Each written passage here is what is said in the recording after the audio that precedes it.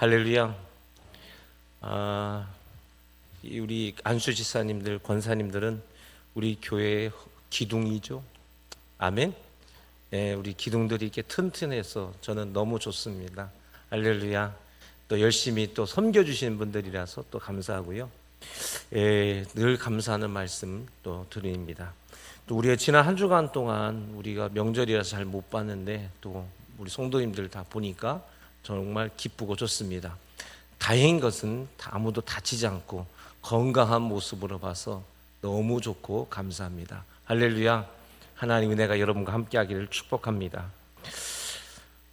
우리가 때로는 삶을 살면서 아주 중요한 것들을 놓칠 때가 있어요. 왜 놓치냐면 그 중요한 것들, 주변의 것들로 말미암아 사실은 내가 정말 더 중요하게 여기는 것들을 놓칠 때가 많습니다. 내가 열심히 하고 있는데 이걸 도대체 왜 열심히 하는지, 열심히 하다 보니까 열심 때문에 뭐예요? 그 열심에 치중하다가 내가 정말 중요하다고 열리 생각하는 것들을 놓칠 때가 많죠. 오늘 말씀이 바로 그 부분입니다. 자, 우리가 오늘 지금 이 말씀에 들어온 이야기는 예수님의 고난주간의 이야기죠. 예수님의 고난주간의 주일서부터 시작해서 금요일까지 진행되는 모든 과정의 3일째 되는 화요일 날은 예수님의 말씀이 굉장히 풍성하게 담겨 있어요. 그런데 이 말씀은 주로 예수님의 유언과도 같은 말씀이기 때문에 우리가 이 말씀들을 깊이 봐야 되고 예수님께서 우리들에게 실제로 말씀하시고 싶은 바가 많이 담겨 있습니다. 이게 굉장히 중요하죠. 특별히 뭐예요? 천국에 대한 것, 부활에 대한 것들. 즉 우리가 이 땅에서 머물려고 하는 것이 아니라 저 하나님 나라에 담겨져 있는 그 비밀스러운 이야기들, 실제로 오늘 우리가 왜 교회에 나와야 되는지, 우리가 왜 예수 믿는지, 우리가 왜 권사라는 직분을 받고 있는지, 그 이야기에 대한 가장 근본적인 핵심들이 이 속에 담겨져 있기 때문에 이 화요일 날의 말씀들은 우리가 깊이 묵상을 해야 됩니다. 지난 시간 말씀은 뭐였냐면 바로 이 사두개인들이 부활에 대한 질문을 하게 되었습니다. 사두개인들은 부활이라는 것이 아니라 삶이 윤회된다라고 생각했어요. 즉 사실 부활이란 개념이 없는 게 아니라 그들에게 있어서 부활은 윤회. 그들의 윤회의 근본은 뭐냐? 내가 이 땅에서 누리고 있는 부귀영화, 나의 부, 나의 권세, 이 신분, 이게 뭐예요? 대물림 되는 것을 간절히 바란 거예요. 여러분들 내가 하나님 나라에 가길 원하는 게 내가 천국 가는 것이, 내가 이 땅에서 누리고 있는 것들이 그대로 이어지기를 바라는 마음으로 천국을 꿈꾼다면 빨리 포기하셔야 돼요. 여러분들이 이 땅에 누리는 어떠한 신분도, 또 어떠한 권세도, 권력도, 또 이 피부색도, 그리고 내가 가지고 있는 네임도, 이 땅에서 아무리 훌륭한 어떤 이름을 받았다 할지라도 그건 이 땅에 머무를 뿐 천국과는 상관이 없어요. 할렐루야. 이 사두개인들은 바로 그게 목적인 거예요. 이들이 왜 윤회론적인 부활 사상을 가지고 있었냐면 대물림 되기를 바라기 때문에, 바로 이런 생각을 갖게 된 겁니다. 결국 이들에게 있어서 부활 사상은 신앙이 아니라 뭐예요? 탐욕인 겁니다. 탐욕. 인간의 그 마음속에 깊은 곳에서부터 우러나오는 그 탐욕들, 그 탐욕이 어디까지도, 내세까지도 이어지기를 바라는 그런 마음들입니다. 이것을 우리는 다른 말로 뭐라고 부를까요? 이것을 우상숭배라고 부르는 거예요. 우상숭배는 어떤 형태에 대해서 절하는 것이 우상숭배라 말하는 게 아닙니다. 인간의 탐욕을 말하는 거예요. 그렇죠. 그 인간의 탐욕이 어디까지 이어지는 거예요? 저 세상까지 이어지는 것이 우상숭배의 뭐예요? 가장 핵심입니다. 우리는, 하나님은 이 우상숭배를 미워하는 건 하나님의 나라는 그런 것이 아니기 때문에. 그래서 지난 시간 우리 예수님은 그 부활에 대해서 명확하게 말씀하시죠. 네, 예수님의 부활은 달랐습니다. 하나님 나라에 대해서 명확하게 말씀하셨습니다. 그래서 우리가 지난 시간에 배웠던 것, 예수님께서 보여주신 게 뭐였냐면, 예수님이 우리에게 보여주시는 부활은 뭐였습니까? 살았던 자의 하나님이에요? 살아있는 자의 하나님이에요. 그렇죠. 살아있던 자의 하나님이 아니라 살아있는 자의 하나님, 그게 부활의 핵심입니다. 그래서 마태복음 17장에 보면 예수님이 변화산에 올라가죠. 변화산에 올라갔을 때 모세와 엘리야를 만났을 때 모세와 엘리야가 죽은 모습이었습니까? 살아있는 모습입니까? 살아있는 모습이에요. 할렐루야. 살아있던 자의 모습인가요? 아니에요. 살아있던 자의 모습이었다면 어떻게 베드로가 모세인지 엘리야인지 알아보냔 말이에요. 못 알아보죠. 왜? 못 봤으니까. 어떻게 합니까? 베드로가 딱 보자마자 저분은 모세구나, 저 사람 엘리야구나. 어떻게 알아요? 모르죠. 살아있는 자의 하나님, 살아있다는 것 자체에 대한 놀라운 역사, 부활을 통해서 우리에게 보여주신 것입니다. 물론 이제 이 말씀들을 더 하다 보면 오늘 본문과 많이 떨어지기 때문에 이것으로 돌아오겠습니다. 즉 부활은 뭐냐? 예수님을 그리스도로 믿는다고 고백하는 자들에게 주어지는 하늘의 역사. 그래서 그 사람들에게는 죽는다, 죽지 않는다, 영원히 죽지 않는 것이 부활인 줄로 믿습니다. 할렐루야. 누구 때문에? 예수님의 십자가 때문에 영원히 죽지 않는 것이 바로 부활의 정체다. 할렐루야. 이 믿음이 여러분 가운데 있기를 주님의 이름으로 바랍니다. 우리가 교회에 나오는 것은 바로 그거예요. 내가 부활을 믿는다는 건 뭐예요? 내가 영원히 죽지 않는다는 겁니다. 할렐루야. 이 믿음이 있기를 바랍니다. 우리가 이 땅에서 죽는 죽음은 죽는 것이 아니라 예수님은 뭐라고 말합니까? 잔다라고 말하죠. 그래서 우리 모두가 하나님 나라에 합당한 새로운 예복으로 갈아입어서, 그래서 영원토록 존재하는 자로 살아간다는 사실들이 여러분 마음속 깊이 간직될 수 있기를 주님의 이름으로 바랍니다. 예수님이 오신 이유는 바로 그거예요. 우리 모두가 부활한 자, 살아있는 자로 살아가는 것, 바로 그 이야기입니다.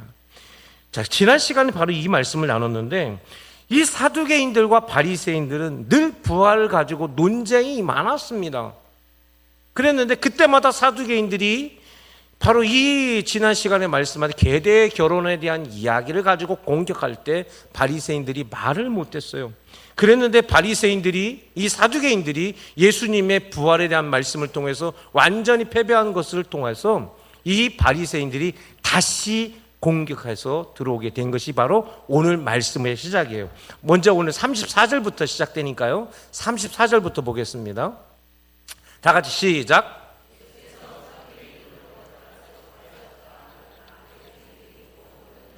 예, 바리새인들과 사두개인 경쟁 관계죠. 그 경쟁 관계인데 이 사두개인들의 부활이 늘 이 질문을 가지고 바리새인들이 사두개인들한테 말을 못했어요. 왜? 자기들도 부활 사상은 믿긴 믿지만 부활이 명확하게 뭔지를 모르는 거기 때문에 그래요.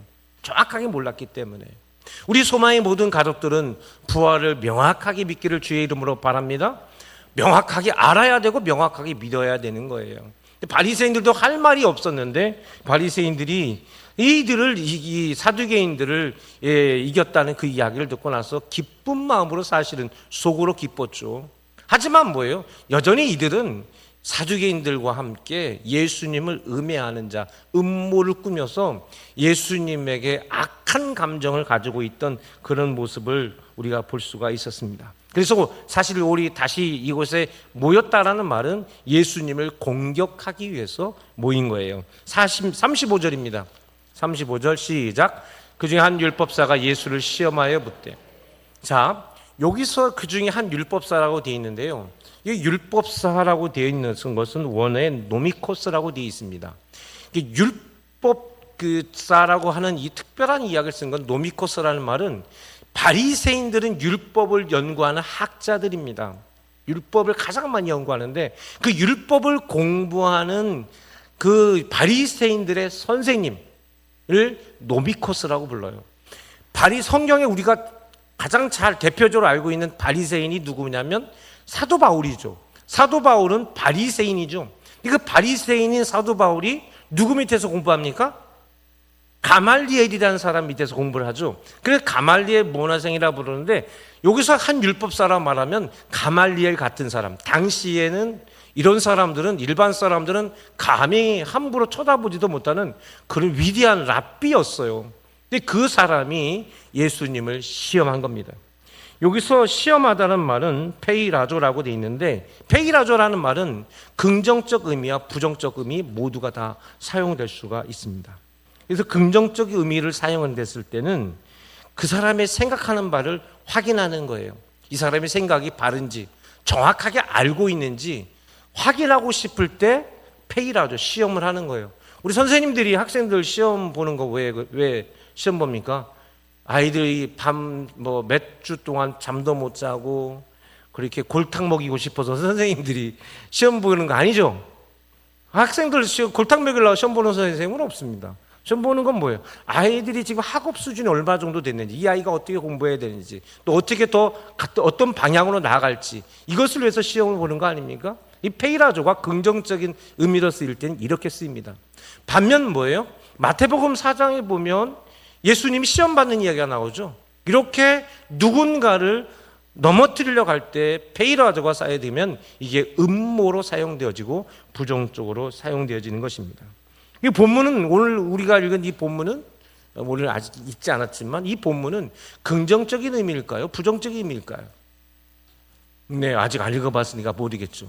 요 말씀의 평행 구절이 마가복음인데요. 마가복음이 재밌습니다. 마가복음을 한번 가볼게요. 마가복음 오늘 본문 34절부터 이어지는 말씀이 28절부터 34절까지 이어지거든요. 28절 먼저 한번 읽어볼게요. 시작. 서기관 중 한 사람이 그들의 변론하는 것을 듣고 예수께서 잘 대답하신 줄을 알고 나와 묻되 모든 계명 중에 첫째가 무엇이니까? 요거예요. 마태복음 율법사라고 되어 있죠. 율법의 선생님이라고 해서 여기 서기관, 바리새인들 중에 서기관의 역할을 하는 사람, 성경을 필사하는 사람들, 이런 사람들이 이 중에 한 사람이 변론을 하는데 뭐라고 되어 있냐면 질문을 잘 대답한다는 말. 이 말은 뭐냐면 이들이 부활 논쟁 때문에 늘 패배를 했고 자기 스스로도 부활이 뭔지를 정확하게 몰랐어요. 부활을 믿기는 믿는데 부활이 명확하게는 몰랐다가 예수님의 이 말씀을 듣고 나서 부활에 대한 확신을 갖게 된 거예요. 아, 부활이 이런 거구나. 처음 부활을 알게 된 거예요. 그래서 이 사람이 감명을 받게 된 겁니다. 그래서 이 서기관이 묻죠. 그렇다면 우리들에게 있어야 될 가장 중요한 계명이 뭡니까? 라는 질문을 하게 되죠. 29절부터 31절까지 읽어볼까요? 시작. 예수께서 대답하시되 첫째는 이것이니 이스라엘아 들으라. 주 곧 우리 하나님의 유일한 신 주시니라. 내 마음을 다하고 목숨을 다하고 뜻을 다하고 힘을 다하여 주 너희 하나님을 사랑하라 하신 것이요. 둘째는 이것이니 내 이웃을 내 자신과 같이 사랑하라 하신 것이라. 이보다 더 큰 계명이 없느니라. 이게 쉐마라고 부르죠. 이스라엘아 들으라. 들으라는 말이 히브리어로 쉐마예요. 쉐마 이스라엘 이렇게 돼 있어요. 그래서 우리가 이것을 신명기 6장 4절 5절의 말씀을 쉐마라 부르고 이스라엘 사람들은 지금도 뭐예요? 이것을 그들의 훈련으로서 꼭 담아서 배우고 이렇게 하고 있습니다. 이 이야기를 하게 됩니다. 그러니까 서기관이 이 32절에 이렇게 돼 있습니다. 32절을 제가 읽어드릴게요. 핸드폰 좀 잡아주실래요? 핸드폰 좀 빨리 잡아주시면 좋겠어요. 네. 자, 저를 보세요. 자, 32절 제가 읽어드릴게요. 서기관이 이르되 선생님이여 옳소이다. 하나님은 한 분이시오. 놀랍죠. 그가 고백하는 그의 신앙. 왜냐하면요, 여러분, 유대인들 가운데는 아직 신앙이 제대로 되지 못한 사람들은 유일 신앙이 없었어요. 다신교 사상이었는데 그 중에 우리들의 신은 하나님이시다라는 이런 유일 신앙을 가지고 있는 거예요. 근데 기독교 신앙은 뭐예요? 온 세상의 하나님은 오직 한 분이시죠. 근데 이 서기관이 예수님의 이 말씀을 들으면서 자기의 신앙을 자기도 모르게 고백합니다. 선생님 맞습니다. 하나님은 한 분이시요 그 외에 다른 이가 없다 하신 말씀이 참이다. 예수님이 이 말씀 안 했죠. 근데 이 이야기를 고백합니다.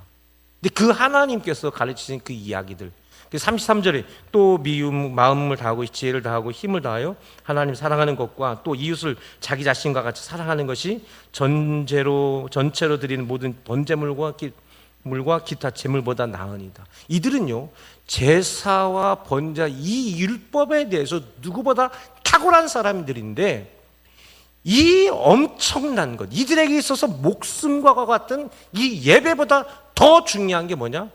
유일하신 그 하나님을 사랑하는 것이다. 이 고백을 하는 거예요. 바리새인으로서는 말을 할 수 없는 거예요. 왜?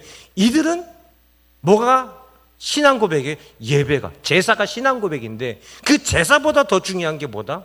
하나님께 예배하는 거예요. 하나님께를 사랑하는 것이 그보다 더 크다라는 얘기예요. 이건 누구의 말씀인가요? 예수님의 말씀이죠. 놀라운 고백을 하는 것을 보게 됩니다. 그러니까 34절에 뭐라고 되어 있나 볼까요? 시작. 예수께서 그가 지혜있게 대답하는 것을 내가 하나님 나라에 멀지 않도다 하시니 그 위에 감히 묻는 자가 없다.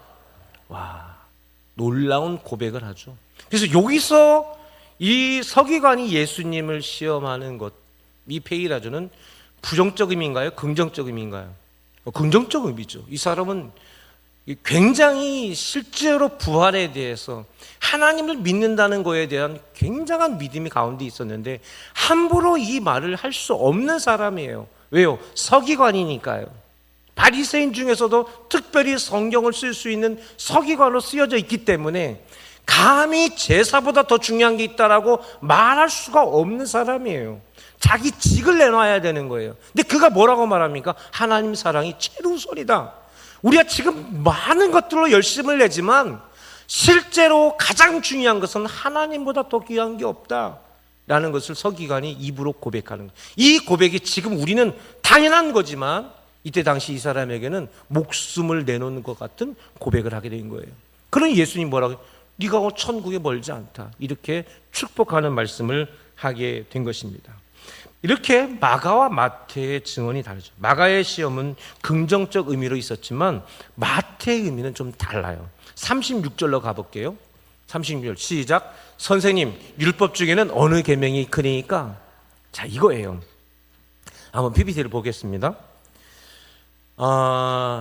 유대인들은요, 1세기 유대인들은 이 바벨론 포로기에 넘으면서 자기들 나름대로 성경의 율법을 613개로 나누었습니다. 613개. 다 이렇게 나눈 거예요. 근데 이 중에 248개는 하라. 해야만 한다라는 긍정의 계명을 가지고 있고요. 365개는 뭐예요? 하지 말라라는 부정 계명. 이렇게 두 가지로 나눕니다. 하라는 이 계명, 248개 계명은 하나님과의 관계, 예배, 10계명, 그리고 안식일 준수와 같은 신앙적인 것들, 이렇게 해야 된다, 이렇게 해야 된다라는 것을 248개로 이게 나눈 겁니다. 그런데 365개 가지고는 뭐라고 되냐면 하지 말라요. 부정적인 것. 이렇게 하면 안 돼. 이렇게 하면 안 돼. 이렇게 가지고 절대 하면 안 된다. 특히 우리가 일상생활에서는 뭐예요? 하면 안 되는 것들을 이렇게 나누게 된 겁니다. 근데 숫자가 613개로 이렇게 딱 구분되다 보니까 숫자의 상징이 있죠. 이게 정확하지는 않습니다. 학자들마다 의견들이 다른데 대체적으로 이 의견이죠. 365개는 1년의 이 날수를 말하는 거죠. 그리고 248개는 뼈의 숫자와 같다고 말합니다. 물론 저는 정확하지 모르겠어요. 그러니까 그렇답니다. 그래서 뭐예요? 신앙과 삶을 일치시켜라. 그래서 이렇게 만들어 놨다는 겁니다. 근데 문제는 여러분, 우리가 613개로 율법을 딱 나눠가지고 이렇게 하라라고 하면은 우리가 이것을 다 지킬 수 있을까요? 없을까요? 다 지킬 수 있다. 613개. 다 못한다. 한번 손들어. 다 못한다. 왜 못하죠? 왜 못할까요?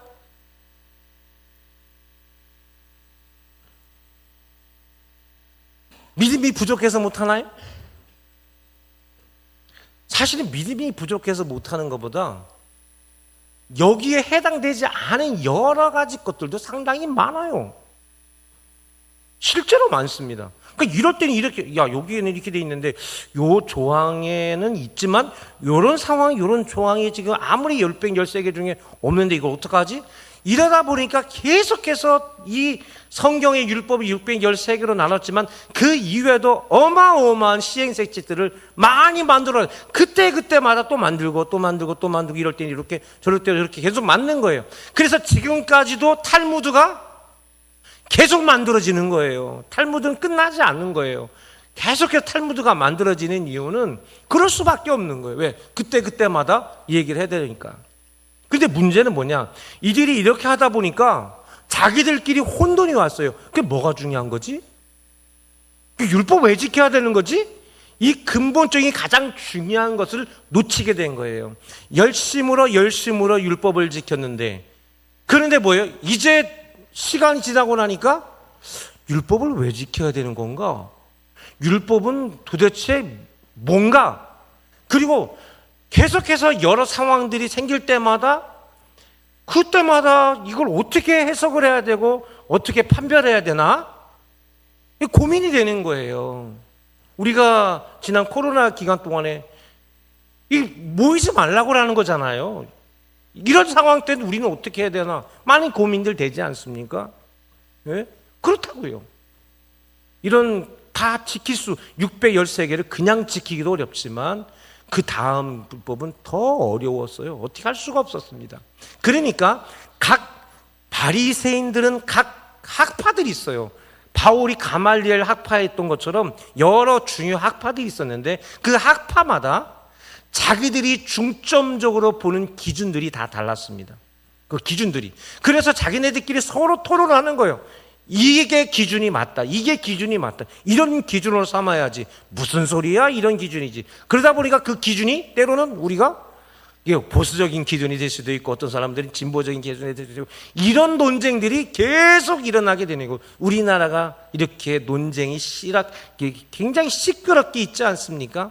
이게 서로 인정 안 하게 되고 극단적으로 서로 갈려지게 되고 그러는 거예요. 그래서 사실 이 36절에서 이 율법 작사가 한 이야기들은 자기들이 매일마다 이거 가지고 토론하는 거예요. 나는 이게 맞다고 생각하고 너는 이게 맞다고 생각하고, 이런 것들로 논쟁들이 심각한 상황이 있었던 것들이었습니다. 그것을 가지고 예수님께 따지고 물었던 것이다. 오늘 본문 이야기는 이런 질문인 것입니다. 자, 그랬을 때 예수님 뭐라고 대답하셨는가 보겠습니다. 37절 38절 다 같이 시작. 예수께서 이르시되 내 마음을 다하고 목숨을 다하고 뜻을 다하여 주 너희 하나님을 사랑하라 하셨으니 이것이 크고 첫째 되는 계명이요. 하나님의 계명은 첫 번째가 하나님과의 관계죠. 대신 관계. 그렇죠? 하나님과의 관계를 분명하는데 그 하나님과의 관계에서 가장 핵심이 뭐냐? 하나님을 뭐 해야 된다? 어떻게 하라? 사랑하라. 하나님을 사랑하라. 할렐루야. 하나님을 사랑하라고 되어 있습니다. 근데 어떻게 사랑하래요? 어떻게 사랑하라고 되어 있어요? 마음과 목숨과 뜻을 다하라. 마음과 목숨과 뜻을 다하라는 말이 뭐예요? 마음은 내면입니다. 내면. 가식이 없는 내면. 진실함. 목숨은 생명이죠. 생명. 뜻, 우리의 생각과 지각을 말합니다. 그래서 이 말은 카리디아 푸시케 디아노이아 이렇게 돼 있는데, 쉽게 풀어보면 이 뜻을 다하라는 것은 너의 모든 삶의 동기가 하나님의 사랑으로부터 시작해서 목숨, 너 죽을 때까지 하나님만 사랑해라. 그것이 너의 삶의 중심이 되어라 라는 것이 이 첫 번째 말씀이에요. 너 마음의 중심이 하나님 사랑인데 뜻을 다하라. 너의 모든 삶의 동기가, 그리고 너가 그 사랑을 언제까지? 죽을 때까지. 그것이 뭐예요? 하나님의 사랑. 이 첫 번째 계명이에요. 할렐루야. 하나님 사랑이에요. 다른 거 없습니다. 할렐루야. 예수 믿는 사람들은 누구를 사랑해야 됩니까? 누굴 사랑해야 돼요? 하나님 사랑해야죠. 그 율법의 기준입니다. 다른 거 말할 필요가 없다라는 것입니다. 여러분, 그런데요, 이 규칙을 우리 성도들이 알고 이대로 사랑하게 되면 우리 믿음의 성도들은 이 땅에서 잘 살 수밖에 없어요. 왜요? 내가 직장 생활을 하든 어떤 일을 하든 마음과 목숨과 뜻을 다하면 못할 게 있어요, 없어요? 세상 못할 거 하나도 없습니다. 그렇죠? 세상 못할 거 하나도 없습니다. 어렸을 때는 군대 가서 훈련 받는 거 어떻게 할까 걱정했습니다. 열심히 하다 보면 돼요. 그렇죠. 열심히 하다 보면 됩니다. 공부도요. 죽어라 하다 보면 돼요, 안 돼요? 된다고. 안 하니까 안 되는 거지. 목사님처럼 돌머리인가 봐요. 나도 그런 생각 해본 적이 있습니다. 근데 죽어라 해보세요. 예, 돌도 깨집니다. 예. 동기가 중요한 거예요. 내가 뭔가 하겠다는 마음 가지고 내가 죽든지 살든지 이거 붙들겠다 가지고 내가 핸드폰도 안 보고 밥도 그냥 대충 먹기만 하고 그냥 책방에 앉아가지고 공부만 죽어라 한다면 못할 거 없어요. 할렐루야. 할렐루야. 딴 생각이 많은 거야. 딴 생각이. 예. 아직 시작도 안 했는데 자꾸 딴 생각이 많은 거예요. 우리 젊은이들, 청년들 잘 기억하십시오.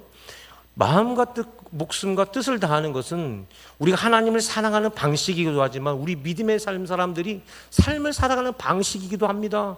한 여인을 사랑하고 한 남자를 사랑할 때 저렇게 사랑해야죠. 할렐루야. 이렇게 사랑해야지까지 있고 이렇게 사랑 못하면서 무슨 사랑이야. 예. 그렇게 안 하면 안 돼요. 예수 믿는 사람들이 삶을 살아가는 방식이 바로 이 방식이다. 할렐루야. 바로 그 얘기예요. 자, 39절입니다. 시작. 둘째도 그와 같으니 내 이웃을 내 자신과 같이 사랑하라 하셨습니다. 둘째가 뭐 하래요? 또 사랑하래. 누구를? 이웃을 사랑하래. 어떻게 사랑하래요? 예, 내 자신처럼. 내 자신처럼이란 말이 뭡니까? 내가 살고 싶으면 저 사람도 살고 싶고, 내가 먹고 싶으면 저 사람도 먹고 싶고, 내가 슬프면 저 사람도 슬프고. 그렇죠? 예, 늘 나와 내 마음이 저 사람의 마음과 같다는 생각을 가지고 그를 사랑하래요. 마음과 목숨과 뜻을 다하여 사랑하는 것처럼 뭐예요? 저 사람이 나다 생각하고 그렇게 사랑하래요. 할렐루야. 여러분, 최고의 멋쟁이가 어떤 사람입니까? 바로 이런 사람이죠. 그렇죠. 최고의 멋쟁이는 이런 사람 아닙니까? 저 사람이 나다 생각해서 내가 좀 실수하고 해도 누가 나 용서해 주길 바라잖아요. 내가 좀 잘못했을 때 누가 나를 갖다 이해해 주길 바라잖아요. 누가 내가 좀 너무 부끄러워서 누가 좀 그냥 모른 채 해주길 바랄 때 있잖아요. 그렇죠. 그걸 바랐잖아요. 누가 멋쟁이에요? 그렇게 해주는 사람이 멋쟁이라고. 너 이거 잘못했지? 너 그게 뭐야? 이 사람이 멋쟁이가 아니라 어떤 사람이 멋쟁이라는 거예요? 호호호 하고 넘어가는 사람이 뭐다? 멋쟁이에요. 그 성경이 뭐라고 불러요? 그거를? 그걸 사랑이라 말한다는 거예요. 내 자신같이 사랑하라는 건 그겁니다. 할렐루야. 여러분, 교회는요 사랑입니다. 사랑 없으면 교회 아니에요. 사랑 없으면 그 교회 빨리 문 닫아야 되는 거예요. 없어져야 될 건물입니다. 빨리 헤어져야 돼요. 없어져야 돼요. 하나님께서 세우신 교회인데 아니 사랑 없는데 그게 없어져야지. 없어져야 돼요. 왜? 하나님의 영광 가리고 많은 생명들이 교회에 손가락질 한다면 그거 없애버려야 되는 거죠. 하나님한테 아쉬울 거 하나도 없습니다. 우리의 잘못이죠. 하나님한테 책임 전가시키는 거 우리의 죄악입니다. 여러분, 우리는 끝까지 사랑해야 됩니다. 할렐루야. 우리는 끝까지 사랑해야 돼요. 실수하는 거 있어도 그냥 저거 내가 내 실수라 생각하고 그냥 이해해 주는, 이게 제일 멋쟁이라고. 교회의 제일 멋쟁이 바로 그런 사람이에요. 그게 어른인 거예요. 어른들이 뭡니까? 왜 아이들이 할아버지 할머니 좋아합니까? 못해도 우리 새끼 내 새끼 하잖아요. 그죠? 왜요? 할아버지 할머니가 멋쟁이로 보이는 거예요. 저는 우리 소망의 가족 여러분들이 서로 멋쟁이가 되길 바라요. 할렐루야. 멋쟁이가 되는 방법은 예쁘게 하는 게 아니라 사랑하는 거예요. 할렐루야. 우리가 옆 사람한테 한번 사랑합니다 한번 해볼까요? 사랑합니다. 할렐루야. 그래요. 그게 그 사람을, 나를 가장 멋쟁이로, 그렇죠? 성경은 우리를 멋쟁이로 만들어주는 거예요. 믿습니까? 바로 그 얘기를 우리 예수님께서 하시게 된 겁니다. 자, 41절로 넘어가 볼게요. 40절로 넘어가요. 40절입니다. 시작. 이 두 계명이 온 율법과 선지자의 강령이니라. 여러분, 율법과 선지자의 강령이라는 말이 뭡니까? 이게 성경 전체란 뜻이에요.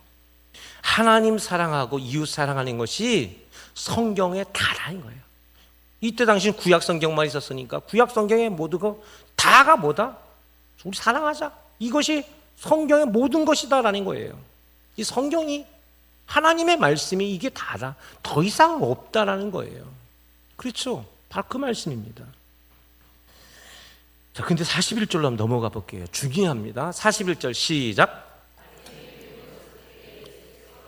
아하, 그렇습니다. 40절까지만 하면 이건 우리의 기독교 윤리예요. 그렇죠? 우리 교회가, 우리 성도들이 어떻게 하면 좋은 것인가 라는 이야기로 끝나는 거죠. 하지만 예수님께서 말씀하시고 싶은 것은 그게 아니에요. 41절이에요. 바리새인들이 그때 모였을 때 예수님께서 그들에게 되물어요. 42절 시작. 너희는 그리스도에 대하여 어떻게 생각하느냐? 누구의 자손이냐? 대답하되 다윗의 자손. 자, 지금 예수님께서 두 가지 질문을 갑자기 하시죠. 그들은 예수님께 율법의 기준이 뭡니까? 라는 질문을 한 거예요. 613개 중에 가장 중요한 질문, 613개 중에 하나가 딱 집은다면 뭡니까? 라고 말하지만 예수님의 말씀은 율법과 선지자의 강령이다라는 이 말을 통해서 성경 전체가 하는 말은 뭐다? 하나님 사랑, 이웃 사랑이다. 그들을 사랑해라 라는 거예요. 근데 여기에 와서 예수님께서 하시는 말씀이 뭐냐? 그렇다면 내가 너희들한테 질문할게. 그리스도란 어떤 것이고 누가 그리스도냐라고 질문한 거예요. 이 질문을 예수님께서 바리새인들한테 하게 된 겁니다. 그랬을 때 이들은 뭐라고 대답합니까? 다윗의 자손이라고 되어 있죠. 놀랍게도 마태복음에 시작한 아브라함과 이삭의 자손, 이삭과 야곱의 자손, 다윗의 자손이라고 되어 있죠. 마태복음 1장 1절에는 다윗의 자손 예수 그리스도의 세계라 되어 있죠. 이것은 중요한 의미가 있습니다. 물론 여기에서는 다 말씀하기 시간이 안 돼서 넘어가겠습니다만 예수님의 질문 두 가지. 그리스도란 무엇이냐? 그리스도란 뭐냐? 그렇다면 그는 누구냐? 라는 질문이에요. 자, 그리스도. 여러분, 그리스도는 뭐죠? 여러분, 우리 그리스도인들이에요. 정확하게는 우리 기독교인이라고 하는 표현은 정확한 표현이 아닙니다. 우리는 그리스도인이라는 말이 정확한 표현이에요. 그러면 그리스도가 뭐예요? 그리스도란 말 자체는 히브리어 메시아에서 나온 말이 헬라어로 크리스토스가 돼서 그리스도가 된 거죠. 예, 이게 된 겁니다. 구약 성경에서는 마시아흐라고 돼 있어요. 메시아라는 표현은 없어요. 마시아흐가 이게 메시아라는 표현을 쓴 겁니다. 마시아흐. 이 마시아흐라는 말은 무슨 말이냐? 기름 부음을 받은 자라는 뜻이에요. 구약 성경에는 누구에게 기름을 부어주느냐? 세 명에게 기름을 부어줍니다. 첫 번째, 누구에게? 왕에게 기름을 부어주죠. 다윗이 기름 부음을 받죠. 예, 왕이 기름 부음을 받습니다. 두 번째, 제사장이 기름을 부음 받죠. 물론 성경에 보면 제사장들이 가장 먼저 기름 부음을 받습니다. 제사장, 왕, 그리고 누가? 하나님의 말씀을 전달할 선지자에게 기름 부어줘요. 그러니까 메시아라고 부를 때, 그리스도라고 부를 때 그는 이런 기름을 부음 받은 자인데 왕이든지 제사장이든지 선지자든지 셋 중에 하나인 것입니다. 자, 그런데 40절에서 율법과 선지자의 강령이란 말을 했죠. 율법과 선지자의 강령은 곧 성경을 말한다고 했어요. 이때 당시는 구약 성경이니까. 유대인들은 구약 성경을 어떻게 구분하죠? 벌써 오래전에 제가 설명을 드렸으니 벌써 다 잃어버렸지. 유대인들은 구약 성경만 믿는데 이 성경을 세 가지로 나누죠. 토라, 네비임, 케투빔. 토라는 율법서, 네비임 이것은 선지서, 그리고 케투빔 이건 시가서입니다. 이 세 가지로 나눈 거예요. 자, 그럼 토라는 뭐예요? 토라는 율법서니까 제사장의 책이죠. 제사장의 책이에요. 네비임 예언서, 선지자들의 책입니다. 예. 그리고 뭐가 있어요? 케투빔 이건 시가서, 이건 왕들의 책이죠. 그래서 시편은 누가 제일 많이 써요? 다윗이 쓰죠. 예. 그렇습니다. 자, 그러면 우리가 봤듯이 토라, 네비임, 케투빔, 율법서, 선지서, 시가서가 성경 전체인데 이 성경 전체가 뭐예요? 기름 부음을 받은 거예요. 그렇죠? 이게 마시아흐예요. 이 마시아흐라는 말과 이 성경의 세 가지 구조가 연결이 되죠. 그런데 우리 예수님께서 오심으로 말미암아 우리가 성경을 읽을 때 우리 그리스도인들은 구약 성경을 세 개로 나눈 것이 아니라 네 개로 나눈다고 했어요. 그렇죠? 율법서, 역사서, 선지서, 시가서 이렇게 나누게 됩니다. 자, 그런데 여기서 어떻게 나눠지는 거냐? 바로 율법서와 역사서와 시가서가 모든 것을 누구를 이야기하고 있냐면 예언서를 향하고 되어 있습니다. 예언서를 향하게 되는데 이 예언서는 무엇을 얘기합니까? 예언서는 신약을 열어주는 거죠. 하나님이 우리에게 약속했어. 하나님 우리에게 약속했어. 그래서 구약 성경을 우리가 문자적으로 풀어보면 구약은 뭡니까?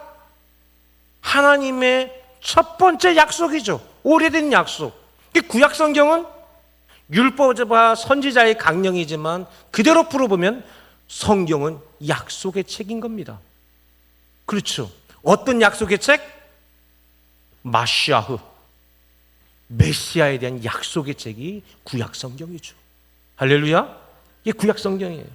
자, 그랬을 때 여러분, 온 율법과 선지자의 강령이라 하면, 다른 말로 말하면 40절의 이야기는 누구를 이야기하는 겁니까? 율법과 선지자의 강령은 누구를 말하는 거예요? 곧 약속의 성취인 메시아를 말하는 거예요. 다른 말로 말하면 모든 율법의 기준, 모든 성경의 기준, 첫 번째는 뭐다? 하나님의 약속. 그 약속이 곧 누구다? 나다. 그게 누구라는 거예요? 예수라는. 바로 그래서 이 말씀이 그대로 이어지게 된 겁니다. 인간은 율법을 말했지만 하나님은 약속이죠. 그래서 성경에서 모든 구원의 이야기 속에는 항상 뭐가 전제되었냐면 하나님께서 약속을 기억하사라고 말씀하는 거예요. 할렐루야. 그게 성경의 이야기예요. 성경은 약속이에요. 약속을 기억하사. 그래서 43절 44절로 넘어가 보면 이렇게 되어 있습니다. 제가 읽어드릴게요. 이르시되 그러면 다윗이 성령에 감동되어 어찌 그리스도를 주라 칭하여 말하되 주께서 내 주께서 이르시되 내가 내 원수의 내 발 아래에 둘 때까지 내 우편에 앉아 있으랴 하셨도다 하였느냐. 요거는 시편 110편 1절의 말씀이에요. 이 본문의 내용과는 다른 얘기예요. 중요한 것은 뭐냐? 다윗이 하나님을 주라 불렀더라는 얘기예요. 근데 다윗의 자손 중에 주가 올 수 있느냐는 거예요. 다윗이 하나님을 주로 불렀는데, 그러니까 너희들이 생각하는 부의 대물림, 신분의 대물림, 혈통의 대물림이 아니라 하나님께서 약속하신 그 놀라운 역사가 바로 나타나게 될 것이다.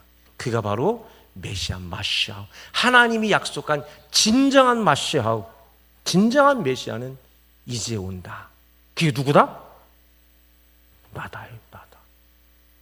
굉장히 강력한 말씀을 예수님께서 이 자리에서 하시게 된 겁니다. 여러분, 성경은 하나님의 약속입니다. 할렐루야. 성경 하나님의 약속이에요. 약속을 믿으면 그 약속은 내 것이 되고, 그 약속을 안 믿으면 그건 내 것이 안 되는 거예요. 약속은 내가 반드시 믿어야 되는 거예요. 할렐루야. 약속을 믿지 않으면 안 돼요. 근데 그 약속은 뭐냐? 그게 성경인데 그 약속인 성경의 성취는 예수 그리스도인 거예요. 이 모든 것이 누굴 향하고 있느냐? 예수를 향하고 있어요. 구약 성경의 모든 것이. 그래서 그가 누구다? 바로 예수님과 그리스도다.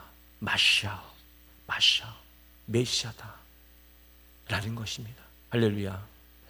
여러분, 그래서 예수님은 이 자리에서 너희들이 율법을 얼마나 잘 지키느냐, 뭐가 어떻게 잘하느냐, 그게 아니라 내가 지금 메시아로 왔는데 이 율법, 성경보다 더 위대한 분이 오셨는데 그 예수님은 발견해내지 못하고 오늘 삶 속에서 이게 맞나 저게 맞나 이거 하나 풀지 못해서 그것 때문에 서로 논쟁하는 것 가지고 예수님께 시험하는 이 어리석은 장면입니다.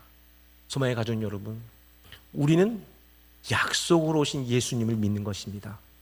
그 약속으로 오신 예수님께서 십자가를 지심으로 말미암아 부활이 완성되는 것입니다. 여러분, 우린 그것을 믿는 거예요. 할렐루야. 여러분, 그렇습니다. 그래서 우리가 그 예수를 주와 그리스도로 고백할 때 우리는 더 이상 죽는 자가 아니라 하나님의 자녀, 그리스도인, 살아있는 자로 영원토록 존재한다는 사실을 믿는 여러분 되시기를 주의 이름으로 바랍니다. 아버지 하나님, 세상의 사람들은